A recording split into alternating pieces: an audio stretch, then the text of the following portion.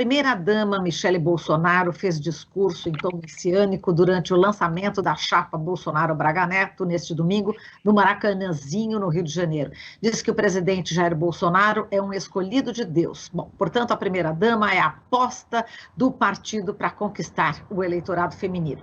A gente vai repercutir essa fala, né, da Michele com a Mônica Cunha, ela que é suplente de vereadora do PSOL, colaboradora da Comissão de Direitos Humanos da Assembleia Legislativa do Rio de Janeiro e fundadora do movimento Moleque, frente que atua em defesa dos direitos humanos de adolescentes e seus familiares, e também com a Nilza Valéria, jornalista, coordenadora da Frente de Evangélicos pelo Estado de Direito e produtora de programa de rádio e outros produtos de comunicação direcionados ao público evangélico para a defesa da democracia e direitos. Sejam muito bem-vindas, Mônica e Valéria, bom dia.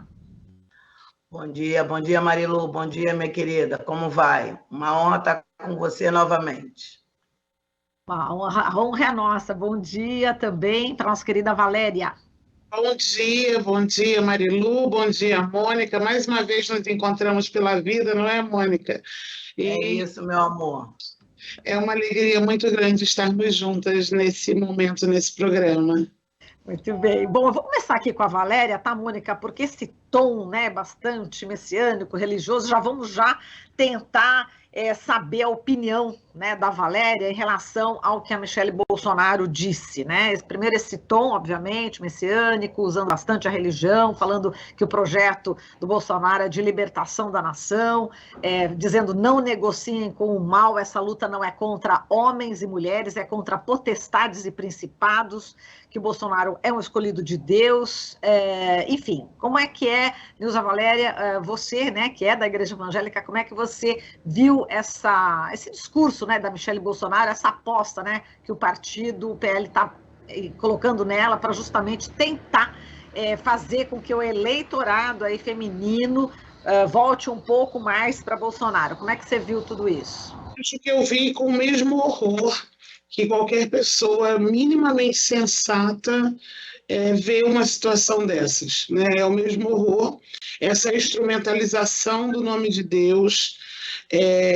Pior do que isso, né? Eu não diria nem que ele está usando o nome de Deus para promover a sua política de morte. Eu diria, depois de assistir o discurso e assistir todo aquele evento realizado no domingo, que ele tem proposto ser o próprio Deus, né? Ele tem proposto ser o próprio Deus. No que fica evidente que essa confusão de linguagem nada mais é do que uma tentativa de se aproximar de um público que é crescente no país, todos nós sabemos disso. O segmento evangélico cresce por diversos motivos. Eu acho que não é nem esse o mérito do crescimento evangélico aqui agora, mas por eles terem percebido que esse crescimento do segmento evangélico fez com que a cultura evangélica chegasse nas bases, né? Quem de nós, independente da nossa religiosidade, não foi atendido numa loja por uma vendedora que te chama de abençoada? Né? Quem de nós não circula pelos centros das nossas cidades e vê os ambulantes chamando ô varão, ô varô, abençoado? Então, é a percepção de que essa cultura evangélica ela alcançou e aderiu à base da sociedade brasileira. E eles espertamente, né, se deram conta disso e não que estejam usando essa cultura, né?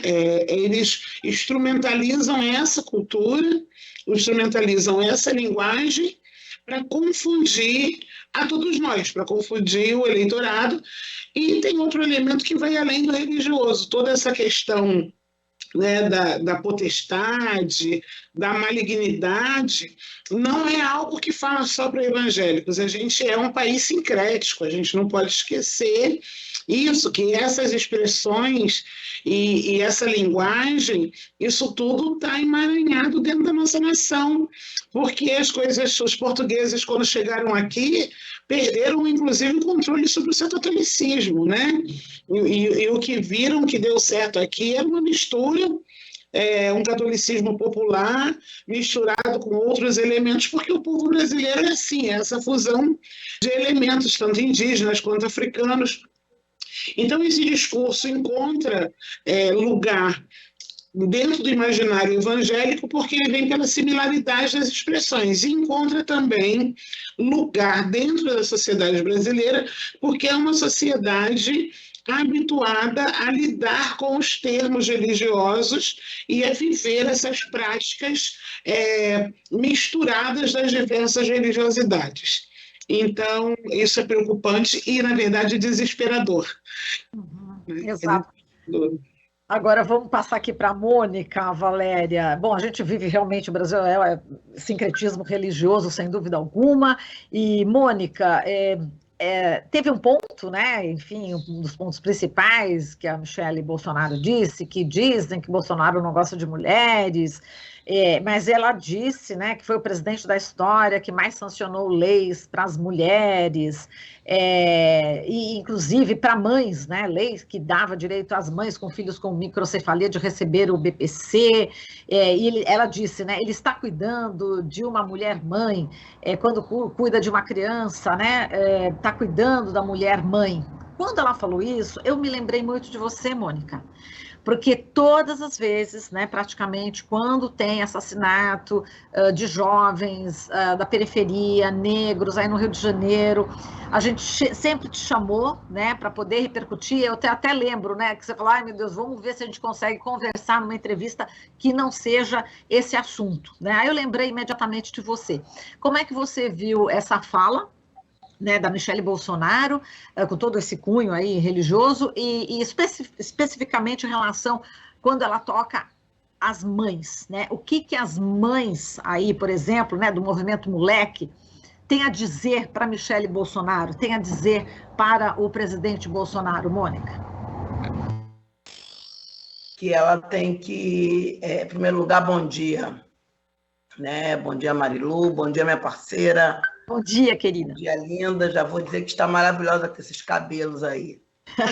Está linda mesmo. O que acontece? Eu também assisti essa fala horrorosa.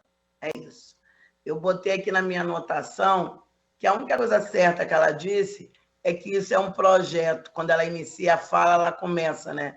Isso é um projeto, e é realmente um projeto de horror, um projeto que o marido dela e todos que cercam ele estão construindo, né? Que a gente bem viu e está vendo, está vivendo, está sentindo nesses 3 anos, quase 4 que está terminando, com certeza, graças ao Orixá que está terminando, né? Do que ele fez das nossas vidas. É um ser humano que não gosta nem dela, não gosta da filha, né? Quando ele fala que a menina veio de uma fraquejada. Ele não gosta de gente. Ele só tem colunho com quem está junto de arquitetar esse projeto destruidor, que é o que ele faz desde quando ele assumiu enquanto deputado federal, né? Ele só botou em prática o que ele construiu num lugar pequeno que ele tinha, que era enquanto deputado federal. Ele ampliou quando ele vira o presidente da República. E, obviamente, ele usa e ele se aproveita com essa fala, né? A minha amiga, enfim, falou maravilhosamente bem, com propriedade que não é a minha, mas ela foi corretíssima, que é isso. Ele se aproveita dessa situação que estamos vivendo, que ele criou, né? Tem aquele ditado, ele cria a dificuldade para vender a facilidade.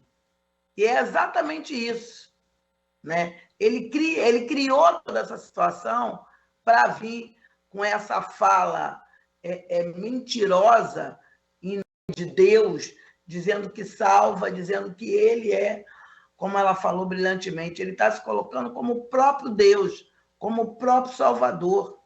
E por que ele também está usando ela? Ele não usou ela daquela primeira vez. Porque dessa vez, o Lula, ele está vindo a essa cena política com essa nova mulher. a mulher que foi visitá-lo enquanto ele estava lá preso, a mulher que de fato está construindo com ele, quer construir com ele esse Brasil novo, que consegue entender de verdade todas essas violências e essa destruição que a saída do Lula causou, com a entrada desse, que deu início de Temer e deu total destruição com o Bolsonaro. Então, ele traz a mulher para esse cenário, Ele traz, até porque é isso, ela se coloca nisso, ela se coloca na construção da família, mas da família de uma forma que você pode construir não só o homem e a mulher, mas que você pode construir a família da forma que você achar melhor. Seja o homem com mulher, mulher com mulher, homem com homem, que você possa construir seres humanos, E não essa figura apenas do hétero que pode construir o homem e a mulher, Então, ela se coloca, ela pede, que as pessoas confiem nele, porque ele está com esse propósito. E aí ele viu que deu certo, porque a gente viu aqui nesse último encontro do Lula no Rio, o quanto ela foi aplaudida naquela multidão lá na Cinelândia. E eu estava junto lá no hotel em Copacabana, quando eu vi também, quando ela se coloca, sabe, em algum momento, quanto todo mundo aplaude, quanto todo mundo ama, mas pela simplicidade, sabe, pela pessoa, pela mulher do dia a dia, que ela consegue ser igual a nós, entendeu? Assim, totalmente diferente desse modelo, construído por esse infeliz chamado Bolsonaro. Então, assim, espero que aqui, nesse momento, que realmente é curto, mas que a audiência é muito grande, que as pessoas consigam perceber, não só na fala da minha parceira, mas na minha e na sua, que isso aí é mais um fake, é só uma construção desesperada dele para não sair desse lugar que ele acha que é dele eternamente. Muito bem, a gente tem ainda uns minutinhos finais aqui.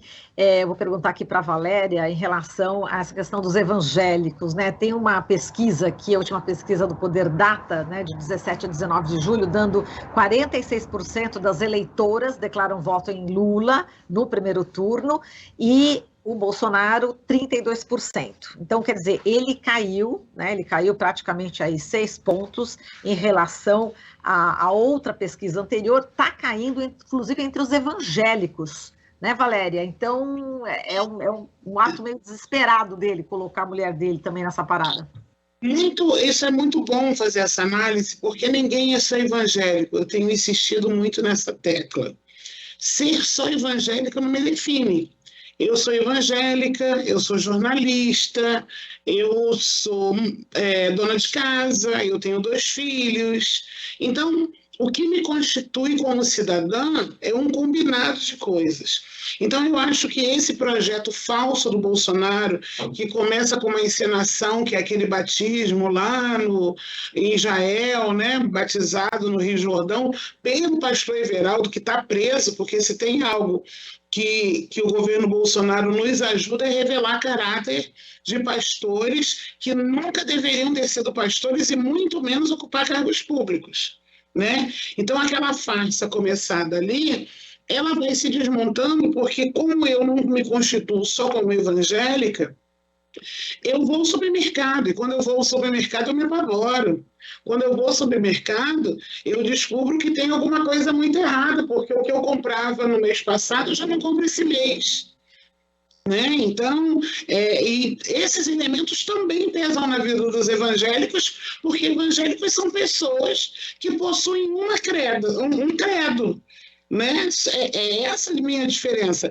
Eu e a Mônica somos parceiras do mesmo lado da luta, Há muitos anos a gente está aí e trabalhamos juntas, eu, Valéria, de um lado, a Mônica ali no outro gabinete, a gente está junto, ela com a religiosidade dela, eu com a minha, mas a gente se encontra no supermercado, e quando a gente se encontra no supermercado, a gente sente no bolso.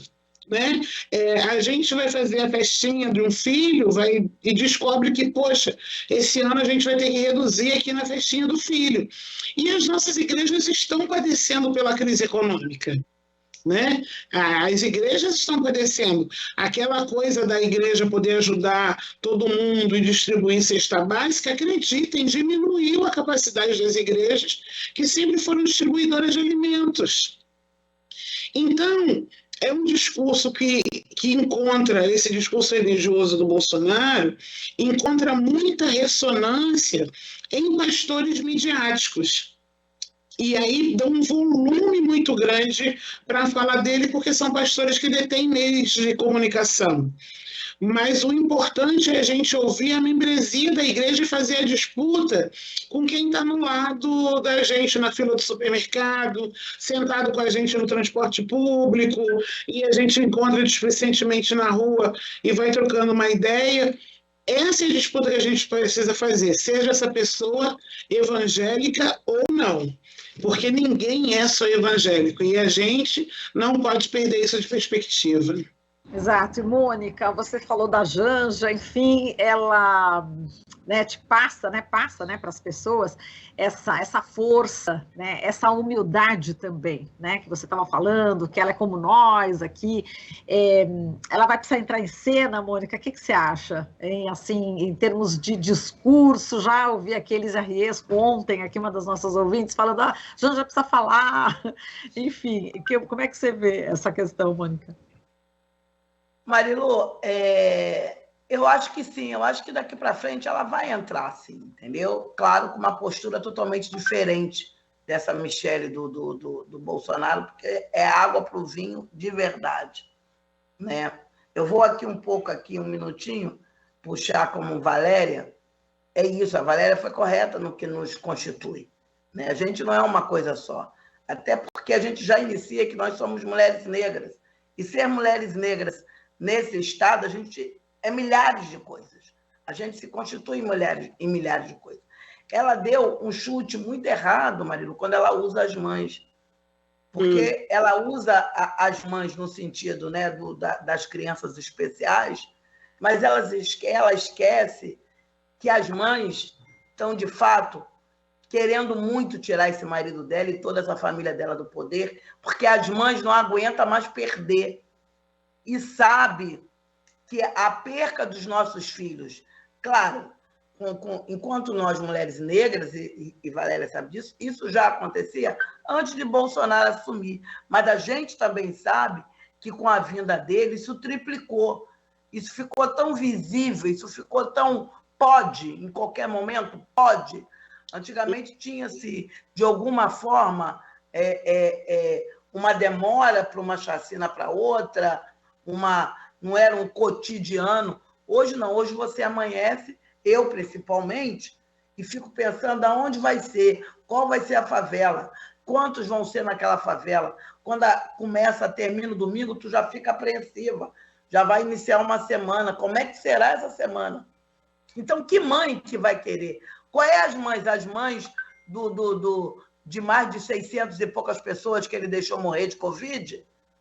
Entendeu? Nesse Brasil, as mães dessas pessoas que estão com seus filhos no sistema carcerário, na medida socioeducativa, que o que já era ruim, ele conseguiu piorar tudo e qualquer coisa, sabe?